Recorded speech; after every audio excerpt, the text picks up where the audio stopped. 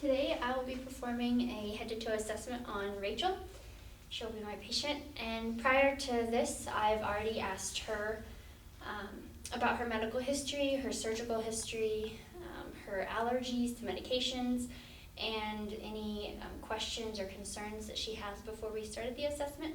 And I've also already taken her vital signs. So as she walked into the room, and thus far I've just inspected her general appearance, her movements, how she's dressed, if it's appropriate for the weather outside, and just her overall personal hygiene. So now I'm going to start with the head, inspecting just its general shape and appearance, looking at the hair distribution, not seeing any bald spots or thinning, looks pretty normal.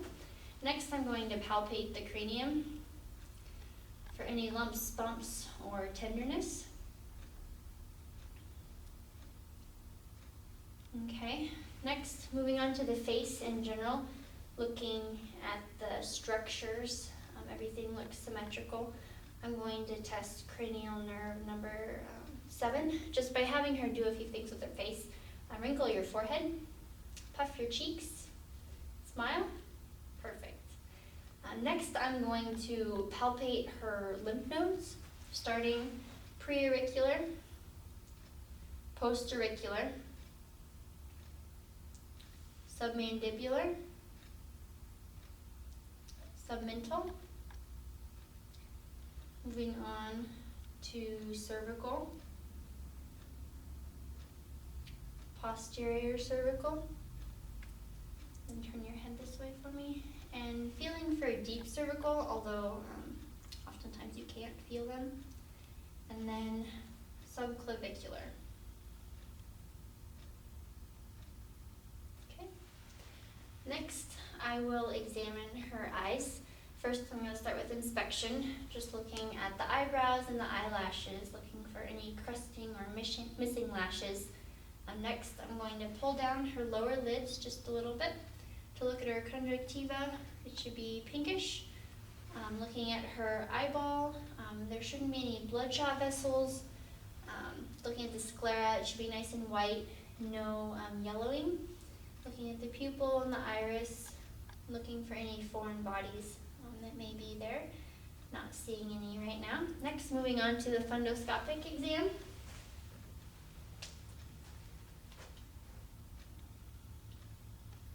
Going to inspect the internal structures. Looking in the back of her eye at the retinal background, the blood vessels, the optic disc, and I would do the same to the other eye. Next, I'm going to check her pupillary responses by using my pen light, checking for direct and consensual. Pupils are equally round and reactive and are about a 3 right now. Next, looking for convergence as she looks at my finger here, and then at the marker board over there, looking for the dilation and constriction of the pupils. And then I'm going to have you look at my finger again and follow it in. Good. Next, I'm going to test the cardinal fields of gaze, and all of these eye tests are testing, well, first the cranial nerve number 2, the optic, and then the next test will be testing her cranial nerves 3, 4, and 6, which are the ocular motor movements, how her eyes move. And I'm not noticing any extra eye movements just by looking at her. So I'm going to have you follow my hand across, up, down, back to midline, up, down, back to midline. Good. So those cranial nerves appear to be intact. Next, moving on to her nose. Just looking, again, inspecting, and then palpating for any nodules, tenderness. Going to get the otoscope and just inspect the internal structures of her nostrils. looking at the tubercles, looking at the septum, checking for septal deviation, and the mucous membrane should be pinkish. I'm not noticing any excessive discharge or anything. Moving on, and to test cranial nerve number 1, I'm going to have her close her eyes and sniff the contents of the container. Copy. Correct. Okay, the ears. So inspecting the external canals, just kind of pulling on the pinnas a little bit. Any pain or tenderness? Nope. Because of Rachel's age, I'm going to be pulling the pinna slightly up and backwards while I inspect, it's not staying on, inspect the internal ear canal.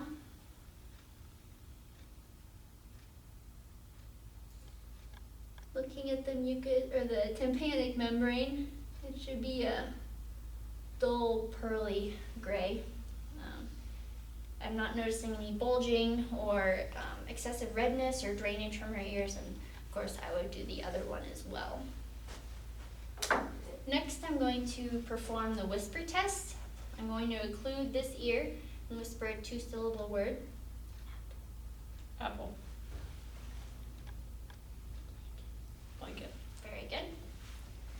Next, using the tuning fork, I'm going to perform the Weber test, and she will tell me if she can feel this in both of her ears.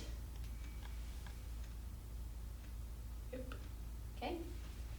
And next is the Rin test, checking bone conduction versus air conduction. I'm going to place this on the bone behind your ear, and I want you to tell me when you can stop feeling it, and then I'll place it in front of your ear and tell me when you can stop hearing it.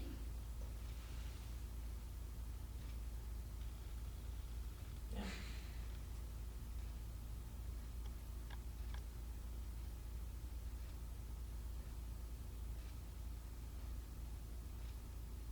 Yeah.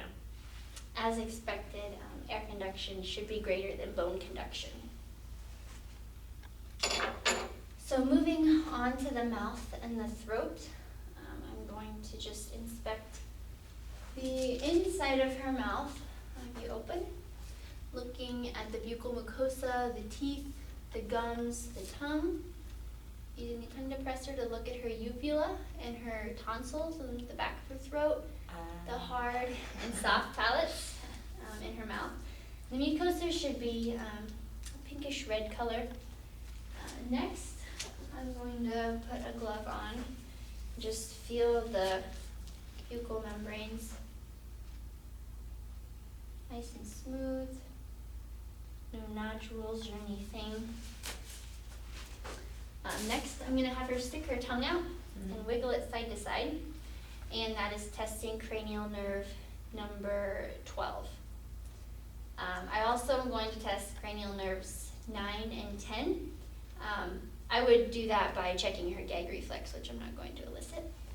And also by having her say ah, and looking at the movement of the uvula, and just by listening to the intonation of her voice is another way to test one of those cranial nerves. So moving on to the throat and the neck, I've already assessed or palpated her lymph nodes. So now I'm just going to do a generalized palpation of the neck, cervical spine, and the trachea specifically, just gently displacing it side to side and feeling her thyroid swallow. And obviously she doesn't have a goiter or anything. It looks normal and feels normal. So now I'm going to test her range of motion of her upper extremities. And I'm just going to do it to one side, and then obviously you would do it to the other one. So just having your arm at your side, and I have you raise it up, adduction, and abduction, and then adduction. And then I'm going to have you bring it forward, action, and extension. Very good. And next for your elbow, I'm going to have you flex and extend, and then pronation and supination. And moving on to your wrist, flex, extend, adduct, abduct, and then your fingers, flex, extend, adduct, and then abduct to the side. Very good. I'm gonna have you squeeze my fingers. So strength is equal on both sides. Okay, now moving on to the assessment of her chest. I'm gonna start posterior.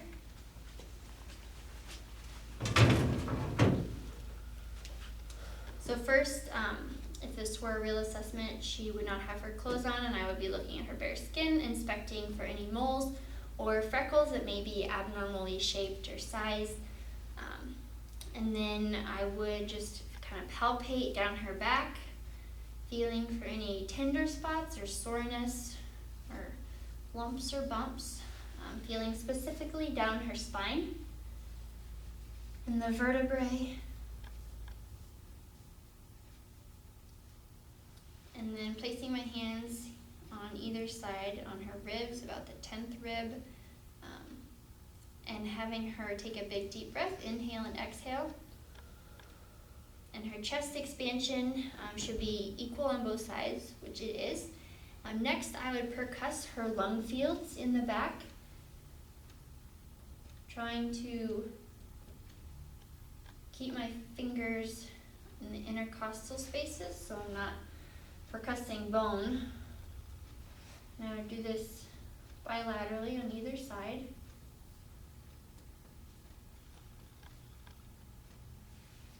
Next, testing or auscultating her lung fields. Take a deep breath. Good. Good.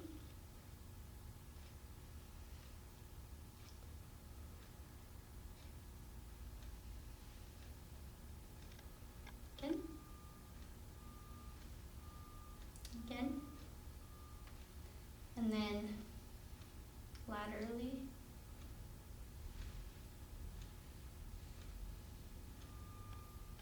Good. I would also assess for tactile phlebitis by placing my hands on either side of her back in the intercostal spaces and having her say 99. 99, 99, 99, 99. Good. Moving on to the anterior chest. Again, inspection first of the skin. And you would also check tactile phlebitis here. Have her say 99 again. 99, 99. Okay. And then auscultating lung sounds or breath sounds. But I would also look for the rate and the effort of her breathing. If she's using any accessory muscles, which she's not. Deep breath.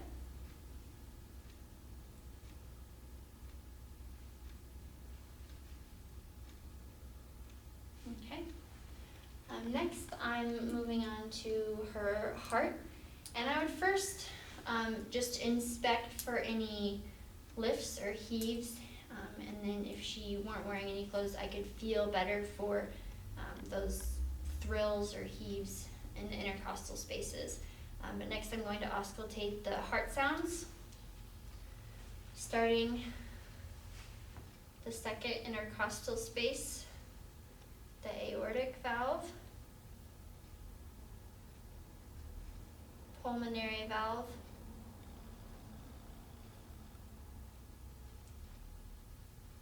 Erb's point, and then the fifth intercostal space, the mitral valve at the apex of the heart. Next, I'm going to have her lay down on her left side because you can better hear at the apex.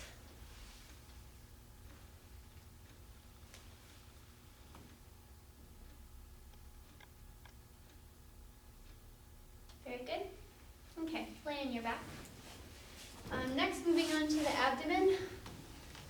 just first assessing the contours, looking at the pulsations, and then next auscultating her vowel sounds.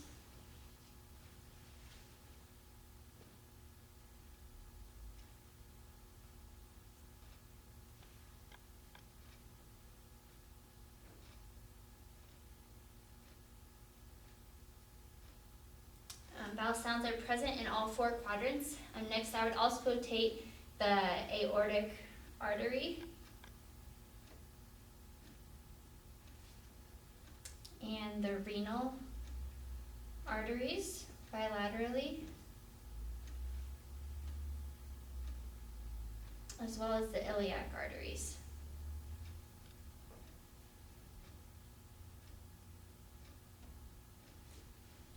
After auscultation, I would percuss each quadrant, as well as percuss the liver and the spleen.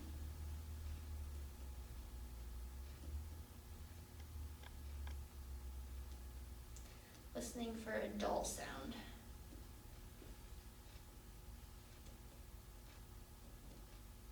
Spleen is rather hard to find. Moving on to light palpation first, feeling for any tender spots or masses, and then moving on to deeper palpation. Noting the same things, trying to palpate the borders of the liver and of the spleen.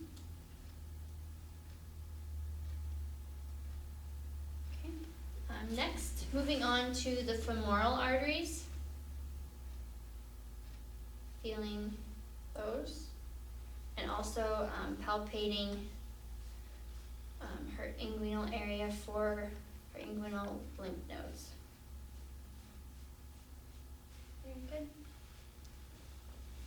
I'm going back to her neck for a second while she's laying down.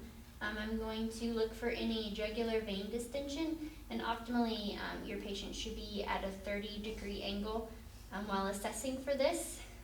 So I'm not seeing any distension, I'm not seeing any throbbing way up here. It's nice and low, which is good. And then I'm going to auscultate for any bruits.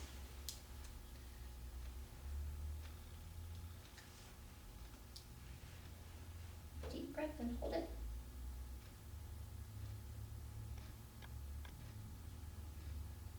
Again.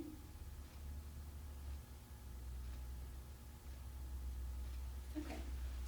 Now moving on to her lower extremities, I'm just inspecting for color and I'm feeling for temperature, equally checking for any pretibial edema, which there's none present as expected in someone of her age and condition. Next, I'm going to test her range of motion by having her lift her leg up, flexion, and then put it down. Then I'm going to have her abduct it, and then adduct it, and then internal hip rotation and external. Very good. And then I'm also going to have her sit up now. Slide this in. And then with your knee joint, I'm going to have you flex, and then back would be extension. Good.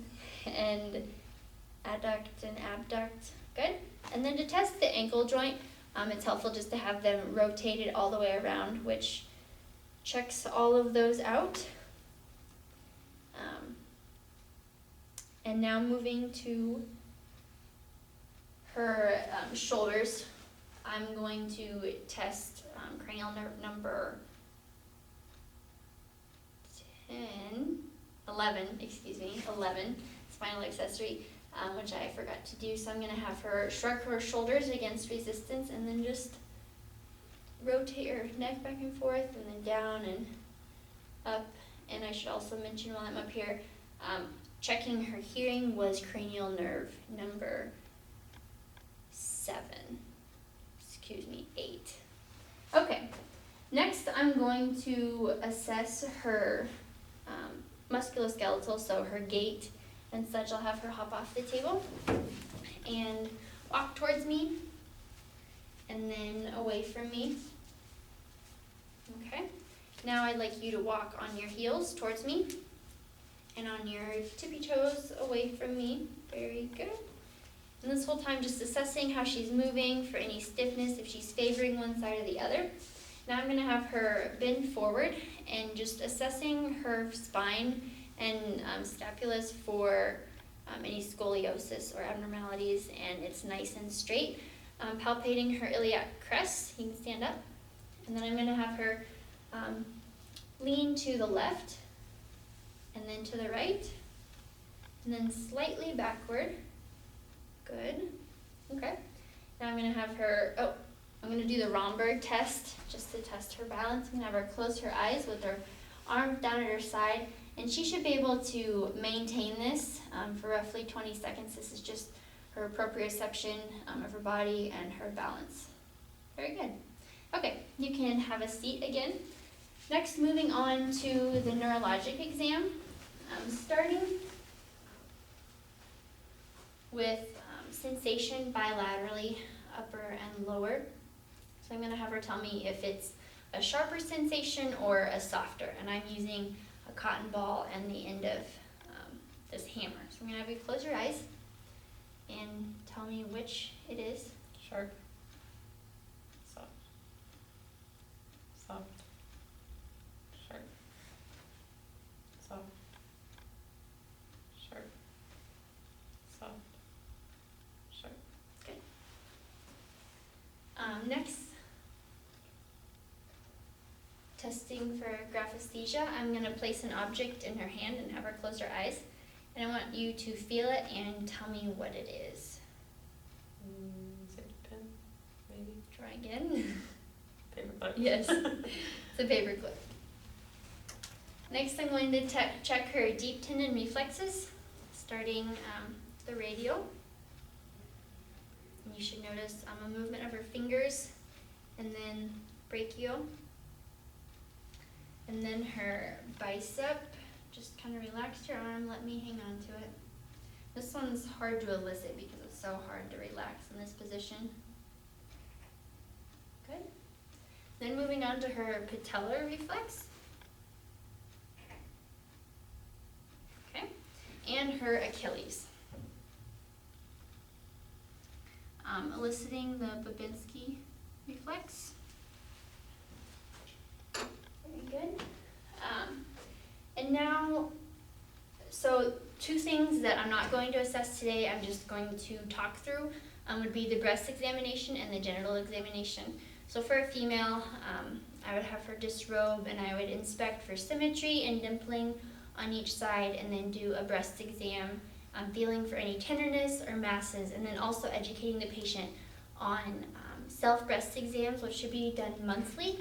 And then for the genital exam, assist the patient into the lithotomy position, help her get comfortable there, and then inspect the external structures, genitalia, and then insert the speculum, inspecting the internal structures, doing a bimanual palpation, and then finishing with the rectal exam. After I would finish, I would have her put her clothes back on, and we would be finished.